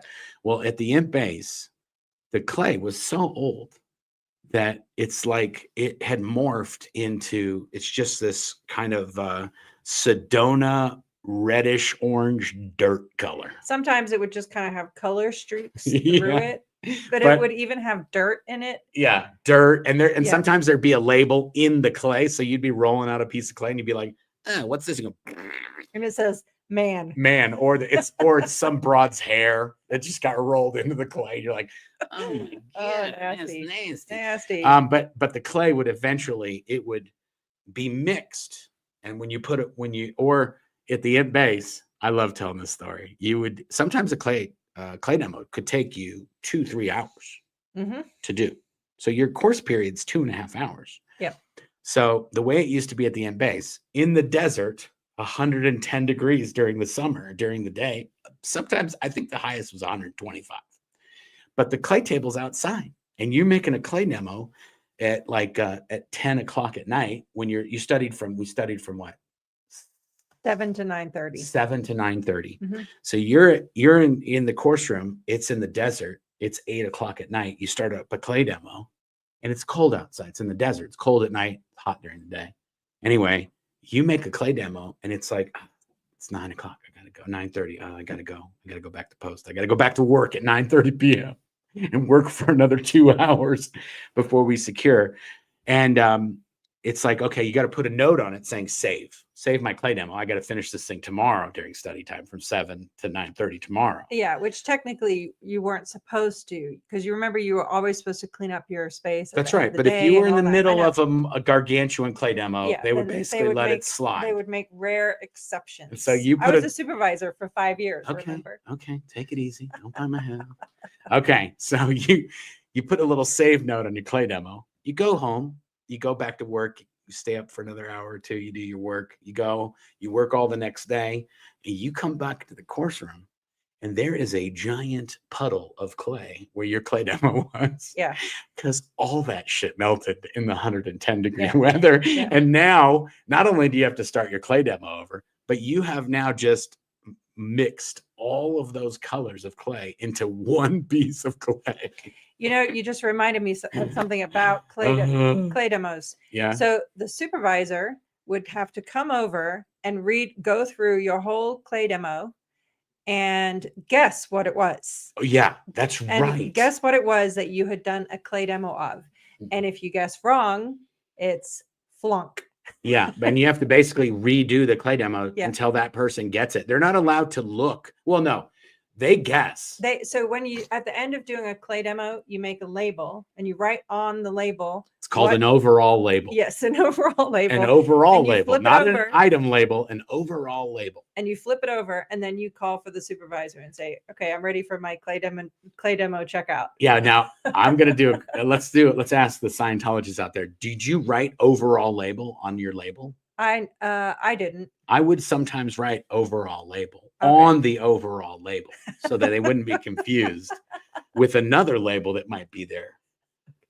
Sometimes you would just have a label and it was just blank. Yeah, and then you'd like the person make a that square was and it would be checking like on the table in front of the clay demonstration. Yeah. And then the supervisor would read through everything. Okay, it is this, and then a man and a ball and a okay, this is the cycle of communication. Flip over the label. Oh, flunk. That's right. You know, I didn't mind doing clay demos. Yep. Well, the only bad thing about a clay demo, in my eyes, is you'd get a lot of clay under your nails. And they had these little sticks that they were for like poking eyes in the clay demo people and making mouths and drawing with in the clay. And you'd have to take those and dig. It was like a manicure set, but the wood ones, and you'd have to dig all that clay out. I didn't like that part, but I did like hanging out and doing some clay demos. Okay, let's do another giveaway. All right, and then we will wrap it up for today. Congratulations again to SP Danny. Yep. Claire might have given you the spiel. I didn't remember, but I think I was doing something. Here we go. We're going to draw again. I don't know. I guess we'll just see how many are. Oh, it says there's another bunch of entries. Okay, we're going to see. Oh, hey, Laura FM is in the chat. Good to see you. There you go. Oh, she almost won too. Harvey Denton. Oh, that's so fitting since he had a great question today. Congratulations, Harvey. Send me an email, claire@blownforgood.com, with a link to the item of your choosing, and I'll send you a giveaway link. So there you have it. Easy peasy. Awesome. Okay. Do we want to do a few more questions? Sure. Let's do a couple more. We're here. Let's do it. Thanks to everybody joining us today, taking time out of this fine Sunday to hear us yap about the crazy abusive cult known as Scientology. I'm looking for a good one. Okay, here's a good one. All right. Peckerdecker, question. What do you think of the film Battlefield Earth? Oh my God. This is such a great question, because when we were there, and this, you might even still be able to find this. I don't know if somebody has uploaded it. But as part of the Battlefield Earth movie, we did makeup tests and costume tests with John Travolta, and we shot those. Golden Era Productions shot those. Yeah. And as a result of which, you actually have a copy of Battlefield Earth signed by none other than John Travolta, who signed it as Turl, who's the bad guy, the main alien in the movie. Yeah. Yeah. Now here's a crazy thing. I don't know if a lot of people know this. We might be like blowing the lid off something right now. You know what I mean? Yeah. Battlefield Earth is the story of Scientology. Yeah. And so, not really Mission Earth. I don't know about No, Mission Earth. Not Mission really. Earth is more Just space porn for L. Ron Hubbard Yeah. that he wanted to write. Battlefield Earth is the main good guy is Johnny Goodboy Tyler, and he's like fighting the last against of humanity is hiding in the mountains of Colorado. Yeah. I mean, this is probably, an unpopular opinion, but I read the book when I was 13 years old. At the same time I was doing the purification rundown. As you know, I read a lot of books. Yeah. I didn't think it was that bad.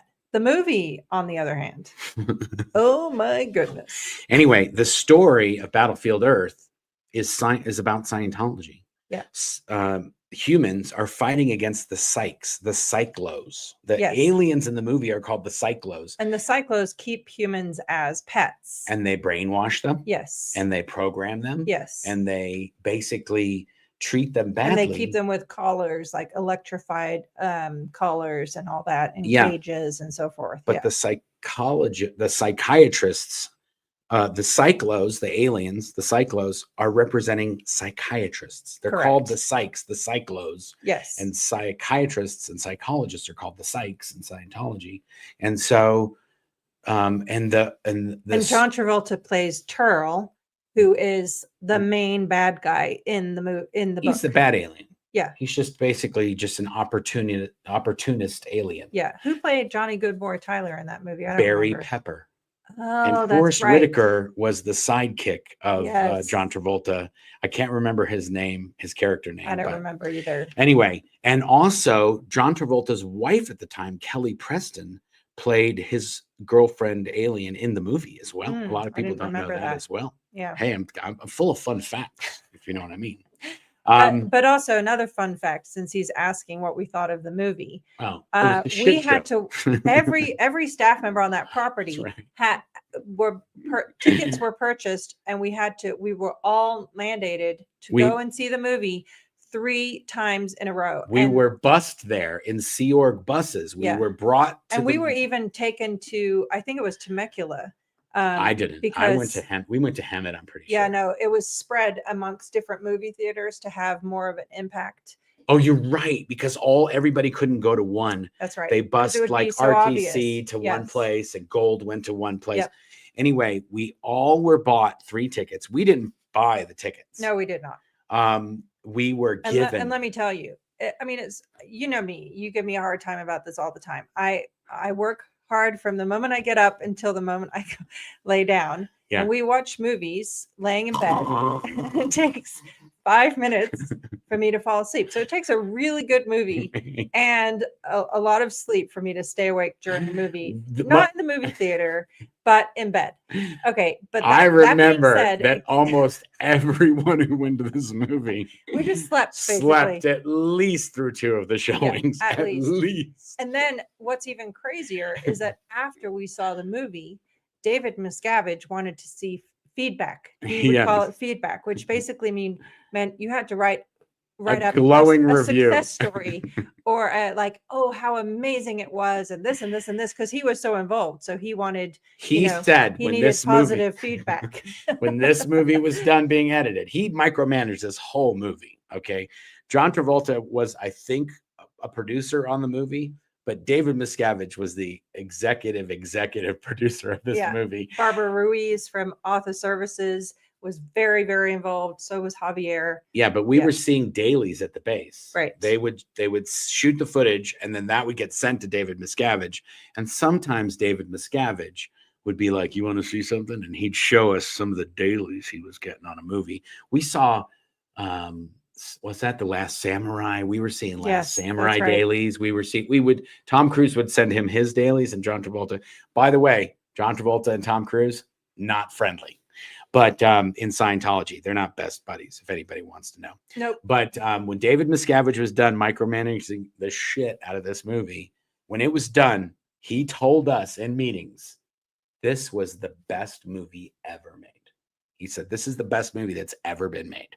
Okay, then the movie comes out and everybody's like, this is the worst movie ever made. Mm-hmm. Then Tom Cruise calls up David Miscavige and he's like, dude, what the fuck with John?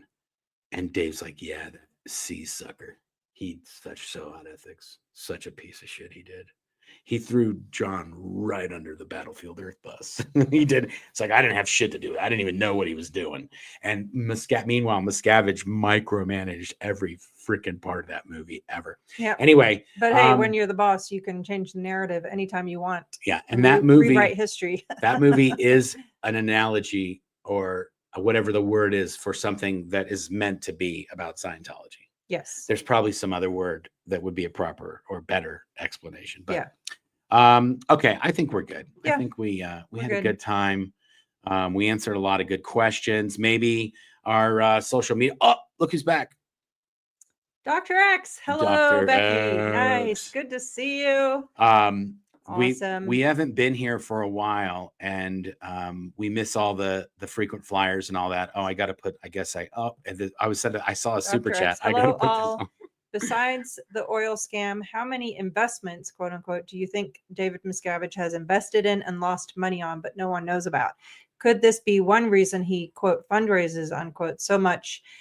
Besides wanting more money, since Scientology is all about money. That's a really good point. That probably does have a lot to do with it. Didn't he lose a ton of money or miss an opportunity on treasure hunting? And I mean, he's been doing all kinds of things. Right. Well, no.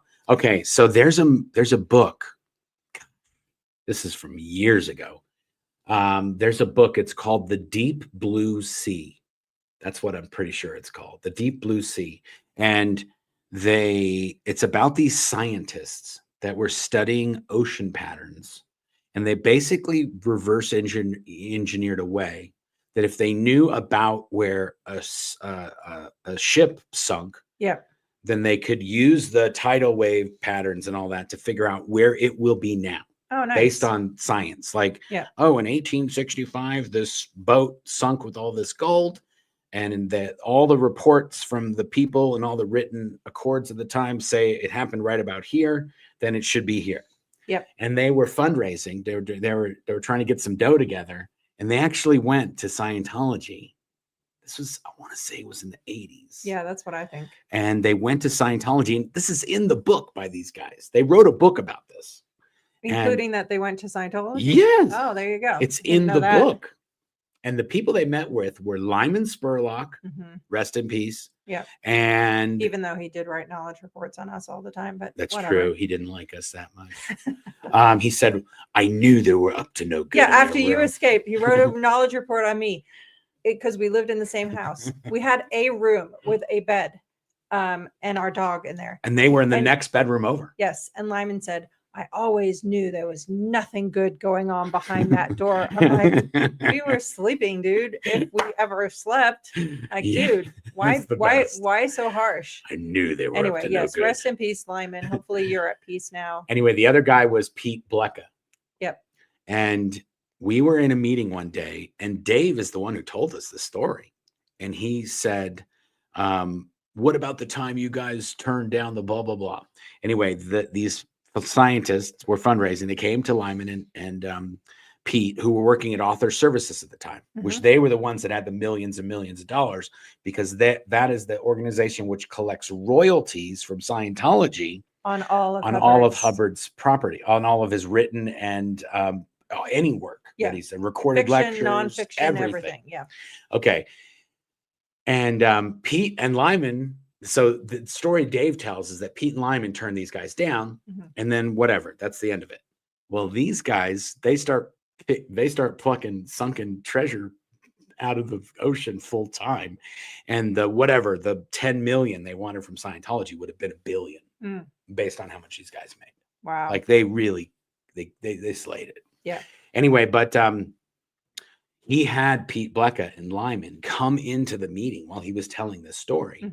And then he said, oh, tell these guys what you guys did. And they said, yeah, we didn't do the deal. Da, da, da, da, da, da. Okay, well, Pete Blecka worked for me in Cine at this time. Yep, I remember. Anyway, so after the meeting, I go and I ask Pete. I said, Pete, what's the story with this? Is that true? He goes, no. And I go, what do you mean? He goes, no, we wanted to do it. Dave told us not to do it. There you go. Yeah. And I was like, that makes way more sense. No way. He goes, yeah, Lyman and I were like, he was like, Lyman and I were like 100% on. It was like, this is a genius. This is going to work. And so maybe somebody has a copy of this book. It's called The Deep Blue Sea. I'm pretty sure you can get it on Amazon. But either way, I'm going to see if I can find a copy of that, and maybe we could read the section about the Scientology involvement and how. And I don't know how much money these guys made, but it was in the. I'm pretty sure it was in the billions of dollars worth of gold that they've recovered since. Great question. Yes. Dr. X. I don't know of any other things that he lost besides the 30 million on the oil well scams, but that's only one of the stories. And also, the only reason I know about that story is from Pete Blecka. Nice. Because Pete By Blecka, the way, Professor Khan here says Lyman was a great guy in the 1970s before he joined the SO. Yes, I'm sure he was. Yeah, many people were great people before they joined the Sea Org. But also, to be fair, Lyman was a chill dude most of the time. He was. Of course, after I escaped, he got nasty and wrote a report. But he never wrote. I don't think he ever wrote a report on me the entire time I was there. And he was the international finance director for a lot of times, and I was getting money out of him for movies and stuff like that all the time. He'd be like, "Hey, what do you really need?" And I'd be like, "I really need 350,000." He'd be like, "Yeah, okay. Lyman was a chill guy." Yeah. Oh. What? No, never mind. You're laughing. I saw Xenu in the. Oh, Clara's one of the moms has got some Xenu action in there. I don't think we missed any more super chats. Thank you for that, Dr. X. That's very generous. Nice to see you. Okay. I think we did it. We're good. We made it to the end. And guess what? We will be back. We'll be back next Sunday, right? We'll be. I don't know. Am I the foreseeable will I be future? back? I would like to say two things. Number one, we've done a number of appearances on other channels. So when those things come out, we'll just link to those as community posts.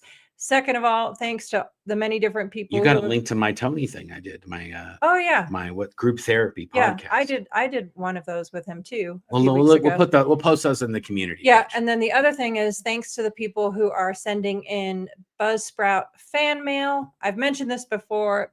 Buzzsprout does not provide us any contact information to be able to respond.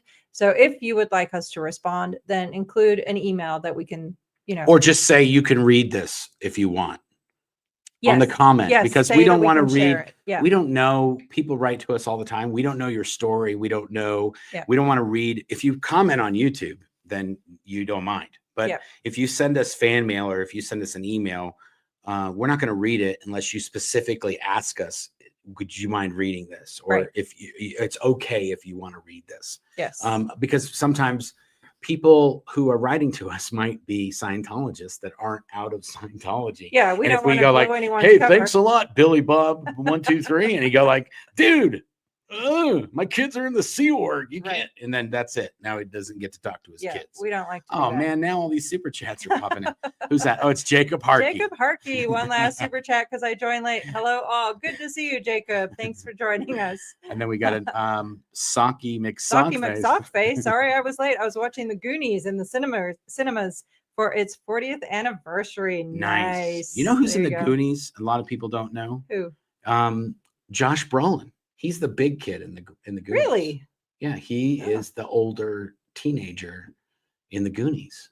Yeah, there's a lot of big people in the Goonies. I don't know that I ever actually got to watch that movie from beginning. We should watch the Goonies. You haven't seen the Goonies? It was media blackout. They weren't letting us watch movies in the cadet org. And what's that other guy? Hello, guys. We got to see that. Okay. Nice. Yeah, he's the older brother. Goonies. Kaz, he's the older brother. There we go. Awesome. Saki McSockface. Cool. Well, it's been a fun one. Thanks again to our mods, Clara and Catherine. Clara says Mark just stalks Billy Bob. Dude. I know, Billy Bob 123. Be like that. You know, I was saying Billy Bob 123, and I think somebody actually made their screen name Billy Bob 123, and they started commenting. You know what's so funny? One time somebody said, "Well, how do I reach out to this person or that person without them knowing?" I was like, "You can just make, Billy Bob email." And so next thing you know, I got an email from Billy Bob. I was like, "Oh wow, they took me quite literally." Yeah. Jacob says Josh Brolin had some funny interactions with Paul Haggis in the book Going Clear. Yeah, you know what else? We actually ran into Josh Brolin and Diane Steamboat Springs. In Steamboat. Yes. We were on a ski ago. trip in like 2006 or 2000. Yeah, I think I was pregnant at the time. 2006. I want to say it was in 2006 in Yeah. Steamboat. Yeah. And we ran into Josh Brolin and his wife at the time, Diane I can't remember her last name, but we ran into them in the like the ski rental place. Yeah, it was I just like, remember. hey man, what's up? It's like, Mhm. hey, I know you. Yep. Like, yeah, I'm going skiing with my family. Like, yeah, me too. Okay, that's it. We're Awesome. gonna kill it. We're done. We're gonna end done. it. Thank you guys. Yeah, thanks for supporting us. Thanks for everything, and we will see you on the next one. Yep. Probably next week. Yeah. We're doing other stuff too. We're doing lots of other channels, and we're doing podcasts with other people. So we'll post those in the community Yeah, but page at least if we for missed the it. foreseeable future, we have some stability on Sundays for the next few weeks so we can get back into a routine. Awesome, guys. Till next time. Thanks for watching. If you'd like to help support the channel, feel free to check out the merch store link in the description. We have Hail Xenu, Xenu is my homeboy, and BFG branded mouse pads, shirts, mugs, all sorts of other stuff in there that helps us to bring you new content on a regular basis. You can also pick up a copy of my book, Blown for Good, Behind the Iron Curtain of Scientology, in hardback, Kindle, and Audible versions as well. There's also a link to our podcast, and you can get that on Apple, Spotify, or wherever you listen to podcasts. And if you'd like to watch another video, you can click on this link right here, or you can click on this one here, or you can click on the subscribe button right here. Thanks a lot. Until next time.